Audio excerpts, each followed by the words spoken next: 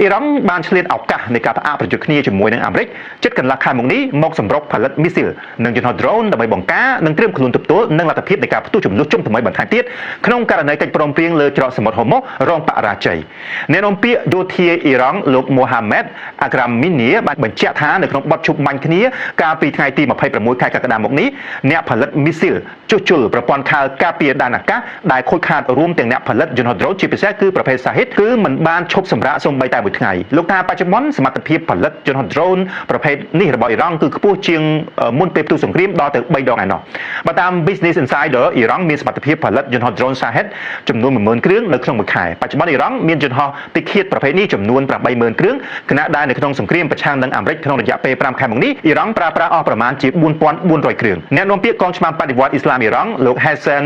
Mohabi បាននិយាយថាទោះបីជាអ៊ីរ៉ង់ប្រើប្រាស់សពិវុធអស់ជាច្រើនបែបនេះក៏ប៉ុន្តែអ៊ីរ៉ង់នៅតែរក្សាឃ្លាំងអាវុធមីស៊ីលប្រហែលជា 70% និងកម្លាំងយន្តហោះ drone ប្រមាណជា 40% ទៀតអ្នកវិភាគមើលឃើញថាប្រសិនបើតួលេខទាំងនេះពិតជាត្រឹមត្រូវមែននោះទីក្រុងតេហេរ៉ង់នឹងនៅតែមានធនធានគ្រប់គ្រាន់ដើម្បីរក្សាប្រតិបត្តិការប្រយុទ្ធនៅក្នុងច្រកសមុទ្រហូម៉ូសរួមទាំងតំបន់ផ្សេងទៀតនៅក្នុងរយៈពេលរាប់ខែទៀតឯណោះ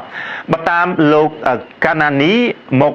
Gadam អតីតមេបញ្ជាការជាន់ខ្ពស់របស់កងឆ្មាំបដិវត្តអ៊ីស្លាមអ៊ីរ៉ង់បាននិយាយថាមូលហេតុដែលអ៊ីរ៉ង់នៅតែមានសមត្ថភាពវិបកទៅកាន់អាមេរិកវិញនោះគឺដោយសារតែសភាវុធដែលខ្លួនមានទាំងនេះត្រូវបានដាក់នៅក្នុងឃ្លាំងក្រោមដីនិងក្រោមរូងភ្នំដែលអាមេរិកមិនបានដឹងជាក់ស្ដែងអ៊ីរ៉ង់នៅតែអាចបាញ់ស្ទាក់ចាប់មីស៊ីលនាំផ្លូវនិងមីស៊ីលផ្លោងជាច្រើនរបស់អាមេរិកជាពិសេសគឺការបាញ់ទម្លាក់យន្តហោះ drone ដូចជា MQ9 និង MQ1